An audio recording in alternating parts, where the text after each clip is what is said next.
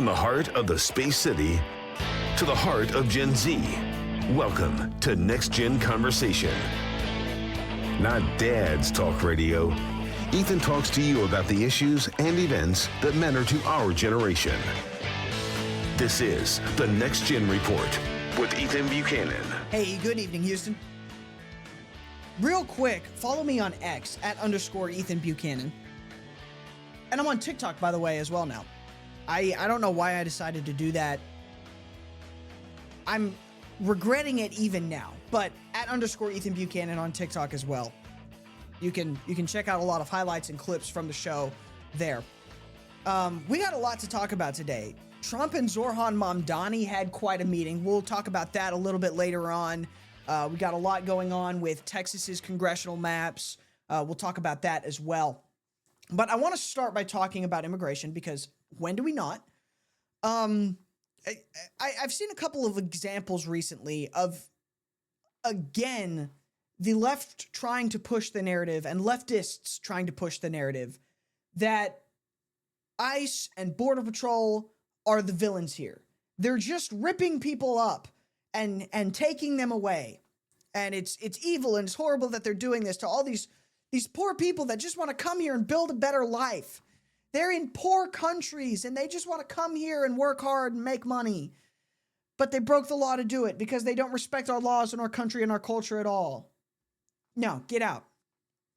Somebody actually said that on TikTok. It's like these people are just, it's too hard. It's too difficult. So we're going to talk about that a little bit. But first, I want to play you a video that I think perfectly exemplifies the sort of savior complex that the woke liberals have. And I'm going to warn you in advance. The woman in this video screaming at this poor Border Patrol agent has what may very well be, I think, the most annoying voice I have ever heard. Like, this is the most shrill, unpleasant sounding wench I have ever seen in my life or heard. I didn't see her because she's holding the camera and recording, but she sounds just horrible. Take a listen to this. You are a bad, evil person. You need to be expunged. What does that mean? You need to be expunged? Who talks like that? Who says that? You need to go to another country. You need to know what it looks like. Instead, you're pulling over innocent people, not asking for any ID. You're pulling over innocent people. I mean, I feel like the only reason that she's here yelling at this Border Patrol officer is because there was no one on her lawn for her to yell at. There were no kids playing basketball in the street for her to yell at. So she came over here to yell at this Border Patrol officer. But again, there's this narrative that these people are just innocent. The only thing they did was try to come here for a better life. What's so bad about that? I am willing to bet a significant sum of money that whoever they pulled out of that car and arrested probably isn't innocent. At the very least, you broke the law coming into the country. That is illegal. That is a crime. And you probably committed some other crimes on top of that.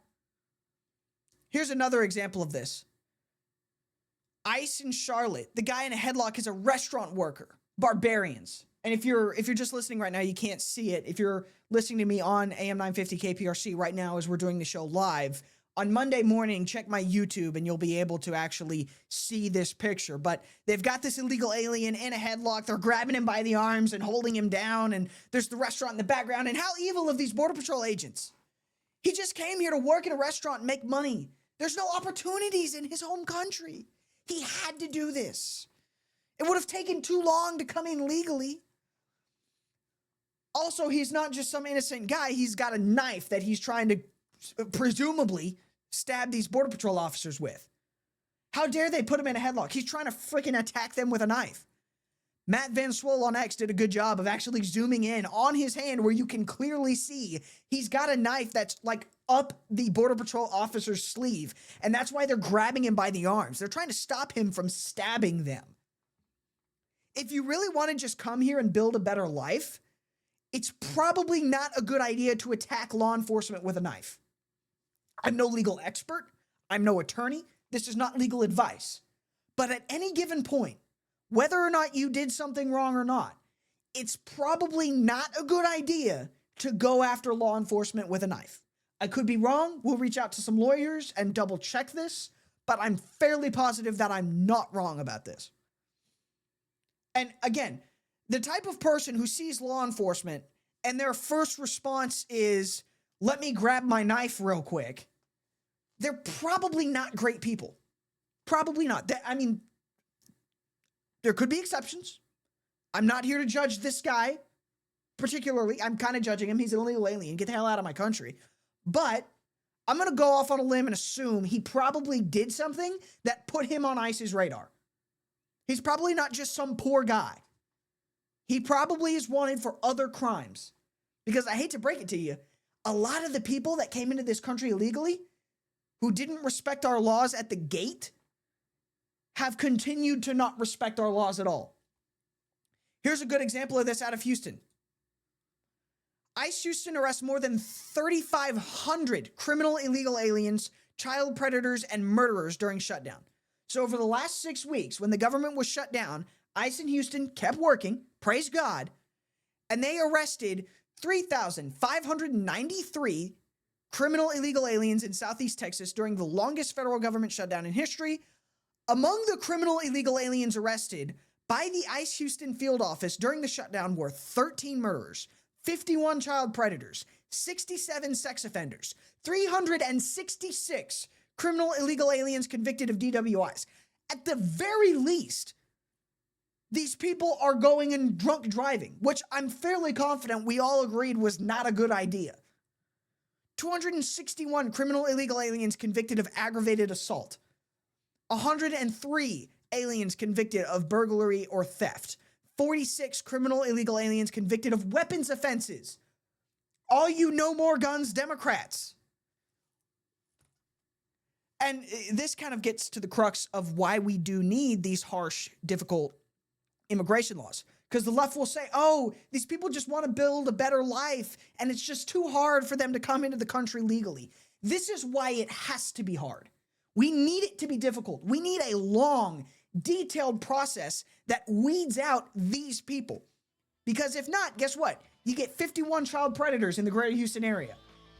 We already have enough child predators that are just native-born Americans. We don't need to import them. It's not necessary. All right, we got a lot to talk about. We'll be right back. Stay tuned for more of the Next Gen Report on AM 950 KPRC.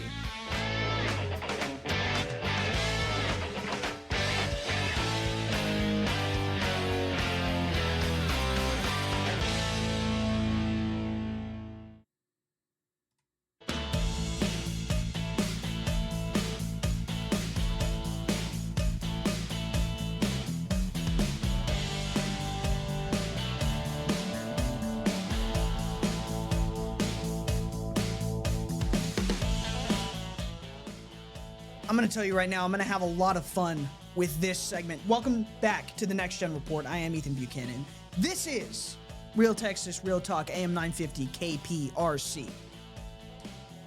We all recall a couple of days ago when the left, Gavin Newsom, Democrats here in Texas, did a victory lap because a federal court struck down the new maps that the Texas legislature passed that eliminated a bunch of majority-minority Democrat districts. We all remember that, right? That was recently. That was fairly recent. They were all super excited about that. And if you recall, on the Wednesday show, I said, don't count your chickens before they hatch. Don't count your money while you're sitting at the table. There'll be time enough for counting when the dealing's done. Well, the Democrats didn't wait for the dealings to be done. They started counting their money early. Now they look like idiots because the Supreme Court just reinstated those maps, just like I said they would. I might be a prophet, or I just actually did my research, which apparently none of the freaking Democrats bothered to do, and I knew what was going to happen because we went through this exercise no less than 2 years ago. But let me give you a prime example of this. Here's Gavin Newsom. Donald Trump and Greg Abbott played with fire, got burned, and democracy won. This ruling is a win for Texas and for every American who fights for free and fair elections. And I said at the time, 4-ish days ago, don't get too excited about this because this is going to immediately get appealed to the Supreme Court, and the Supreme Court is not going to rule in your favor. And wouldn't you know it, Ken Paxton appealed this to the Supreme Court, just like I said he was. Gosh, I'm a genius. I'm so good at this. So he tweeted out yesterday, or not yesterday, this would have been Friday, so 2 days ago. I filed an appeal in SCOTUS to defend Texas's new congressional map.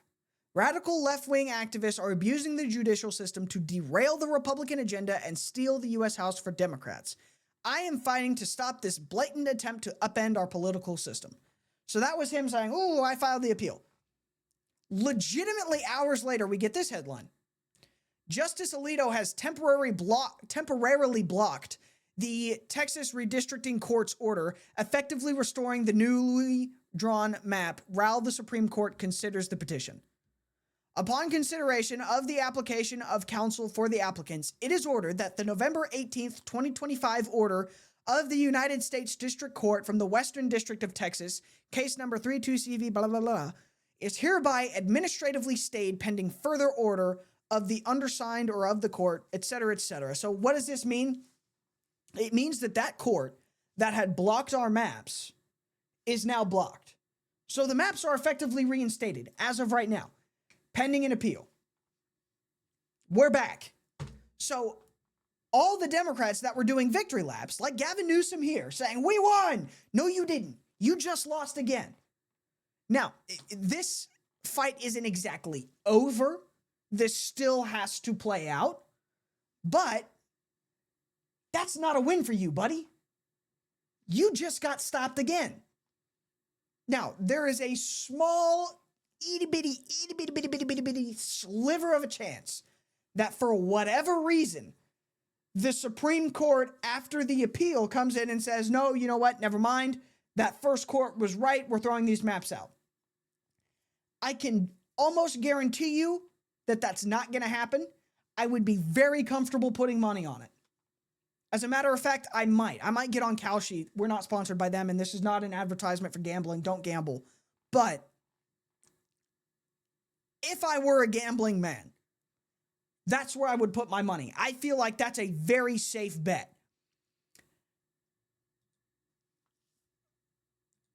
Ken Paxton praised this result. In response to our filing, the Supreme Court has just granted an administrative stay, temporarily stopping the district court's injunction against Texas's map. We look forward to continuing to press forward in our case on the merits. And that's what every single Republican everywhere should be doing right now. Double down on this. We are in the right. We are allowed to do this. We should do this. We absolutely should. Because the Democrats have been doing it to us for years. I'm so sick of this. No, we need to take the high road. No, we don't. We don't. Because you know what happens when we take the high road and, oh, we're not going to gerrymander because they're the gerrymanders. They're the ones who don't fight fair. We're going to fight fair. Great. You can fight fair all you want and lose. And your country will be sold down the road to people who hate everything about it. While you fight fair and stand on your principles. Congratulations. Good job. I hope you're happy. You didn't gerrymander, and now your country is filled to the brim with illegal aliens that hate you and want you dead. But good job. You took the high road. Well done. No, gerrymander. Gerrymander the hell out of every state where we possibly can. Secure a Congress that can put an end to all of this permanently. Stop this woke garbage permanently with hard-hitting legislation, the type of legislation that we can't pass because we don't have the majority we need right now. But nevertheless, weak-kneed Republicans are going to continue to insist that we should just bend the knee to these Democrats. Here's Rep. Kevin Kiley. He's a Republican out of California, and I don't know anything about this guy or his record. All I know is from this speech that I'm about to play you right now, this guy seems like a weakling. Take a listen. Mr. Speaker, this is the moment to bring the senseless redistricting war to an end. Today, a federal district court tossed out the gerrymandered map in Texas with an appeal headed straight to the Supreme Court. California's gerrymandered map is facing a similar legal challenge. We don't know how these cases will turn out, so there is uncertainty at this moment whether the whole redistricting war is going to end as a wash or with a modest advantage for one party or the other. Now, it really shouldn't matter. I'm against gerrymandering wherever it occurs, no matter which party stands to benefit. But this present uncertainty has created a window of opportunity for a bipartisan agreement to bring this madness to an end. I've introduced H.R. 4889 to ban mid-decade redistricting in every state in the country. That's stupid. It's stupid. It is. States have a right to draw their own maps how they please. That's true. States have a right to draw their own maps how they please. So what does that mean? It means whatever party in power, whoever controls whichever state, they're the ones that are going to decide what their maps look like. And that's good. That's how it should be. I don't care about, we need to, no. If your ideas are good enough, you will be able to convince any voter in any area to vote for you. So in reality, how the maps are drawn shouldn't really matter all that much. And again, I can't stress this enough. The Democrats have been gerrymandering the hell out of their blue states for forever. It is not time for Republicans to bend the knee and surrender on this. No, double down. We are right. The Supreme Court has said this before. They will say it again. Double down. Redistrict everywhere. Every state with a strong red majority in their legislatures should be redrawing their maps as we speak.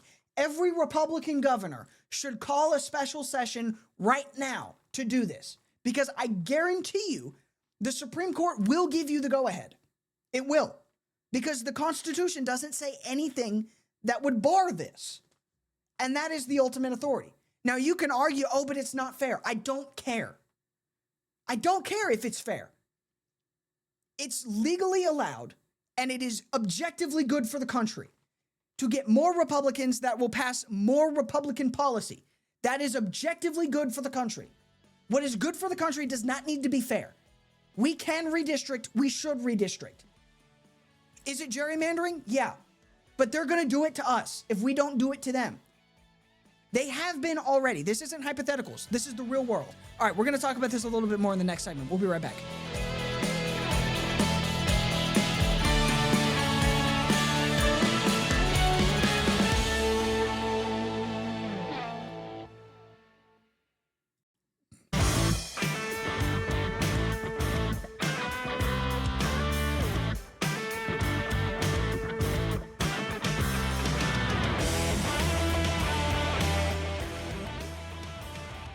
All right, so if I seem very confident to you in my prediction that this redistricting battle before the Supreme Court now will go our way, it's because I am. And you may ask yourself, now, Ethan, how are you so confident? Are you once again demonstrating your awesome powers of divination? Or maybe did you just do literally research into what happened when we did the same thing 2 years ago? It's the second one. As much as I would like to say that I have the gift of foresight, I don't. I can literally just look at what we did, again, quite literally 2 years ago, and see that this is exactly the same and it's going to go the exact same way. So, here's where all of this started. And again, I've talked about this in depth in the past. The precedent for what Texas is doing right now comes from Galveston County in 2021. I've talked with the people at the center of this, the very heart of the origin of all of this. It started in Galveston County. Galveston County decided that, hey, actually, we've been dealing with these forced majority-minority districts, these racially gerrymandered districts, for years. the Democrats have sued us into oblivion, basically forcing us to draw all of our black and brown people into one district. And Galveston County, on their commissioner's court, said, wait a minute, I don't think we actually have to do this, and we can make a fairly strong case that we shouldn't have to do this, and I think we can do away with this. And that's what they did. So in 2021, they redrew their maps. And then they fought that legal battle for 2 years, all the way to the Supreme Court in 2023. Galveston County Judge Mark Henry, he told me back in August, I had this conversation with him. I knew exactly what the implications were. This was no mystery. People act like we stumbled into this. Far from it. This was a very deliberate, eyes wide open. We knew exactly what we were doing. They planned for this. And they fought the battle and they won. Again, this is from 2023. Supreme Court won't block new maps for Galveston County. The Supreme Court on Tuesday afternoon declined to block a ruling by the U.S. Court of Appeals for the Fifth Circuit. So remember, they passed their new maps. They removed their racially gerrymandered majority-minority districts. There was a lawsuit. That lawsuit went to the Fifth Circuit Court of Appeals. The Fifth Circuit Court of Appeals said, no, this is fine. And then that got appealed to the Supreme Court. And the Supreme Court said, no, the Fifth Circuit was right. You're allowed to do this. The court's 3 liberal justices dissented because, of course, why the hell not? Galveston County officials adopted the map at the center of the dispute for the county commissioners in November 2021. Under the map, the county's lone majority-minority district became the district with the lowest percentage of Black and Latino residents. Who cares? The left will try to tell you that that means those Black and Latino voters can't vote anymore. That's what they're implying without saying it. They won't say that directly because they know it's stupid, but that's the image they're trying to put in your head with their rhetoric. Their dirty little secret is those Black and Latino voters that are now in other districts can still vote for whoever the hell you want. You can go vote for a Democrat in a red district. You're allowed to do that. You can vote for a Democrat in a blue district or a Republican in a blue district or anyone in any district. There's no rule that because you're in a red district, you have to vote for a Republican or vice versa, which is obviously true. The Democrats will try to have you believe that that's not the case. And so again, here is the precedent. Just so you know, again, this is from 2023. The makeup of the Supreme Court has not changed. It's the exact same case, just broader. Texas looked at what Galveston did and said, hey, if they're allowed to do this, that means we're allowed to do this, so we're going to do it. And that's what started this redistricting war. And the redistricting war should continue. And the Republicans will win. Because, again, Democrat states are already super gerrymandered. If the Republicans sack up and do the same thing, we have far more ground to gain than they do. They'll gain a little bit of ground. They'll probably find some extra seats in the House. We will find way more extra seats in the House if every single Republican state says, hey, actually, we can do what they've been doing for 20 years, 30 years, 40 years. We can redistrict our states too. We should do it. It'll be good for the country. Anyway, let's move on. Let's talk about Zoltar Rob Zombie. I tweeted this out. I thought it was funny. Pictured, Zorhan Mamdani is now cozying up to fascist dictator Donald Trump. Shameful. I was being sarcastic when I tweeted that. I was trying to make a point because, again, that's how the left views Trump. That's how they've characterized him. Even Zorhan said all of these things on the campaign trail. If you followed his campaign, you could very clearly see that he was going after Trump on all of these points. Trump is a dictator. Trump is this and that, la-di-da-di-da. Now, the mistake I made was I posted this on Twitter, and a lot of folks, I guess, didn't pick up on the sarcasm. Somebody said, funny, I never knew a Nazi dictator who negotiated to return Jewish hostages with their family. Again, I was joking. This was sarcasm. Somebody said, it's called respect. I know it's a joke. So cooperation to make life better for people is bad. I was kidding. Anyway, but just to make the case that this is how by the way, and make no mistake, Zorhan's voters, if not Zorhan as well, view Trump. Here is Zorhan not long ago on the campaign trail going hard after Donald Trump. Take a listen to this. And I believe we can do this while standing up to Donald Trump. A wannabe king who is ripping New Yorkers from our neighborhoods, our schools, our apartment lobbies, from the very fabric of our city. And as your next mayor, I won't just believe, I will deliver. Governing this city the way we've run this campaign, with working people at the heart of it. So anyway, the point there is, listen to how hard he was going after Donald Trump. And then look at that picture of them shaking hands and smiling at the camera together. If you're one of those far-left liberals who voted for Zorhan Mamdani because he was saying things like that against Donald Trump, you think Trump is evil, you think Trump is a Nazi dictator, and Zorhan Mamdani, I will fight the fascist king, the wannabe dictator. And then right after winning election, there he is in the Oval Office shaking hands and smiling and taking pictures and getting along nicely. That's what happened. This was a very amicable meeting. That does not hurt Trump. It doesn't. That doesn't do anything to Trump's image, because Trump has for a long time brought in people and made a coalition. The prime example of this, I think, is RFK Jr., who, again, was no fan of Donald Trump, but now he's Trump's Secretary of Health and Human Services. Trump can bring in Democrats, and it boosts him. But the Democrats have built their entire brand around opposition to Donald Trump. So what does that mean for folks like Zorhan, who, to motivate his base, requires the image of opposition to Trump?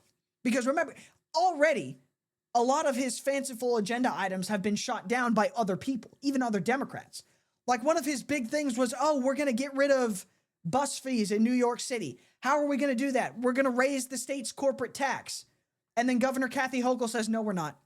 We're not raising the corporate tax. So guess what? That's gone. You're not getting your free buses. It's not happening. So what do you have left? Housing, grocery stores, la-di-da-di-da. He desperately needs to find something. And he can no longer be, oh, I'm going to be oppositional to Trump. I mean, this is devastating for him. And that's why I think it was a great example of 4D chess for Trump to bring him in and be very hospitable. We'll play a bunch of clips after the break in the last segment of this meeting, and you'll see it was a very nice meeting. They made it clear that they don't agree on everything or even most things, but it seems like Trump was very much in the, you know what, we're going to, see if we can work together wherever we can, work across the aisle, and benefit the people of New York City. That's what Trump wants. That's what Zorhan says he wants. I don't know if that's true or not. I doubt it. But that's at least what Zorhan says he wants. So, I mean, in one fell swoop, Trump has completely ruined Zorhan's anti-Trump brand. Again, I can't stress this enough. This will not hurt Donald Trump. It will devastate Zorhan Mamdani. Devastate him. I'm going to show you a lot of examples of this in just a minute. We'll be right back.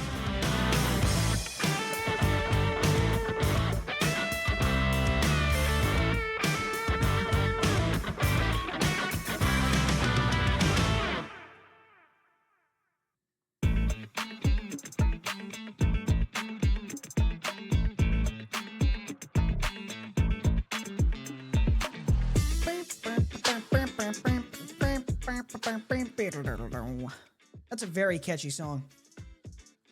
Again, I'm still looking for an alternative to it, by the way. I want to rotate that one out, find a new good bumper song for my last segment. So if you have any suggestions, if you have any ideas, reach out to me, let me know. @_Ethan Buchanan on X. You can find me there, follow me there, speak to me there. Gosh, this meeting between Trump and Mamdani was a masterclass in how to just be chill and completely disarm, your opponent. And again, I really do believe this is going to hurt Zorhan, because his entire image is based off of being opposition to Trump. And yet here he is in this meeting being pleasant with Trump, agreeing with Trump, shaking his hand, smiling for pictures. It's hard to make the case that Donald Trump is this fascist dictator while you're, being pleasant and cozying up to him in the Oval Office. Because again, would you be civil with Adolf Hitler? That's who they keep comparing Trump to. These are Nazis, right? ICE is Nazis. And yet, here he is hanging out in the Oval Office with him. And again, they seem to be coming to some common ground even on immigration enforcement. I played you that clip in the last segment about how Zorhan is going to be resisting Trump pulling people out of New York. And yet, here he is saying, actually, no, we both want safe New York. And how you get safe New York is you deport criminal illegal aliens. And Zorhan just has to sit there and agree with it and kind of shake his head. He doesn't want to, but he kind of has to. And now it's on camera. Check this out. Threatened to send federal troops to New York City. You both have differences when it comes to ICE agents in New York City. Mr. Mamdani, you called ICE a rogue government entity. I wonder how you reconcile your differences on both of those issues. Well, I think we're going to work them out. And I think that if we have known murderers and known drug dealers and some very bad people, we want to get them out. And the mayor wants to have peace. We discussed this at great length, actually, maybe more than anything else. He wants to have a safe New York. Ultimately, a safe New York is going to be a great New York. If it's not safe, no matter how well we do with pricing and with anything else, we can talk about anything you want. If you don't have safe streets, it's not going to be a success. So we're going to work together. We're going to make sure that if there are horrible people there, we want to get them out. I think he wants to get them out, maybe more than I do. So we'll work together. We discussed it at great length. We discussed it at great length. If there's horrible people, we want to get them out. And I think Zorhan agrees. And Zorhan didn't stop him and say, no, Mr. President, respectfully, I disagree. Because you can't do that. Again, this was a genius maneuver. And by the way, it's very consistent with what Donald Trump's agenda has been. They have been very clear and consistently saying, hey, listen, we're going after the worst of the worst. These people that are on our radar because they're committing other crimes on top of everything else, those are the people we're focusing on.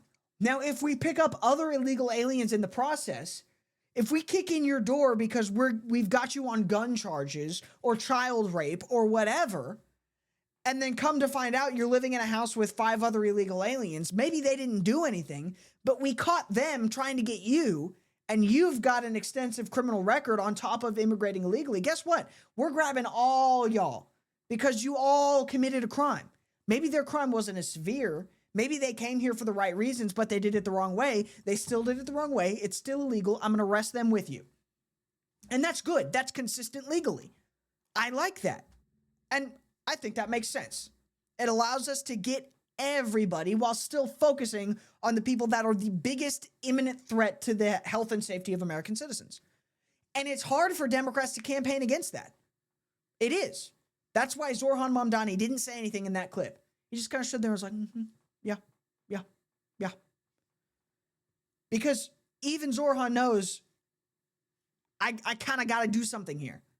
I can't just go whole hog on resistance because guess what? This isn't the campaign anymore. This is real life. Now you have to actually govern. And allowing child rapists and murderers, all those people that we talked about in the first segment that got arrested here in Houston, those same people, or the same caliber of person, the same caliber of criminal, they're in New York too. Everybody knows that. That's not limited to just here in Houston. And getting them out, I think, by and large, is popular. And so despite the fact that he pledged he was going to resist Trump and resist ICE, he's probably not really going to do all that much, except for strong words. And that's going to hurt him with his base, because the base didn't want just words. They wanted action. Zorhan will not be able to deliver it. That's what was demonstrated in this meeting. And again, Trump did a very good job of making that point of, hey, we disagree on a lot, but we might agree on a few things, and we're going to try to work on that together. Again, you can't just be all about resisting the fascist dictator if you're also working with him. Which, again, Zorhan and Trump were both sitting there saying, yeah, we don't agree on everything, but we're going to work together where we can. Here's an example. Take a listen. There will be topics that we disagree on. I think we'll probably come to a conclusion, and ultimately he'll convince me or I'll convince him. You know, it's for the good of New York. Ultimately, it's for the good of New York. I don't care about affiliations or parties or anything else. I want to see if this city could be unbelievable, if he could be a spectacular success, I'd be very happy. There will be. Now, again, he won't be a spectacular success. He'll be, at best, kind of milquetoast. At best. That's the best possible case scenario. Worst case scenario is he completely destroys New York City. But there is a best case scenario, and I think that's what Trump is looking at. But he also, Trump said something there that I think was very smart. He said, he might convince me. Now, why did he say that? It's very hard for the Democrats to paint him as this evil fascist dictator if he's saying, actually, my opponents may have some good ideas. And if they do have some good ideas, we'll work with that. That's not what a fascist dictator would say. At no point was Adolf Hitler going, you know, actually, these Jews might have a good point. They might be right about this. It never happened. Adolf Hitler never said that, and he never would. So Donald Trump going in and saying, actually, you know what? Zorhan Mamdani might have some good ideas. There might be some things that he wants to do that we can work on together. One of the specific examples that he gave later in the press conference was Zorhan wants to build houses. I like building. I'm a builder. We'll see if we can build some stuff. That's a good idea. That'll benefit everybody. Everybody wants more housing. That'll bring the prices down. If we can build houses, that's jobs. That's construction jobs. If we're building apartments, which is what most of the housing in New York is, that's, you know, maintenance jobs for the maintenance workers, for the supers. That's good. That's positive. That can be a benefit. So if Zorhan wants to do that and Trump wants to do that and they can work together and they can, there's some mutual beneficial action that can be taken there, by all means, let's go. Let's do it. I have no problem with that as a Trump voter. If he wants to work with Zorhan and say, okay, how can we make it easier to build housing in New York City? By all means. No skin off my back. You know who it is going to hurt is Zorhan Mamdani. Because again, I keep saying this because it keeps being true. He had pledged to work against Donald Trump. And now here's Donald Trump saying, actually, we might work together. And Zorhan going, oh, yeah, we might. We might for sure. Do you really think that the radical liberal base that elected Zorhan is going to be happy about that? Probably not. Anyway, I think that's all I've got. Again, check me out on social media. I'm on TikTok now. I still don't think that was a good idea, but I did it. @Ethan Buchanan, BUCHANAN. That's my TikTok and my X. If you want to follow me on Instagram, it's @Ethan Buchanan. Check me out on all the social media sites. We have a good time on social media. It's a great way to stay informed and up to date. But yeah, that's all I got. We'll be back. Actually, you know what? We're going to take Wednesday off because it's Thanksgiving week. But hey, thank you for listening and have a good Thanksgiving.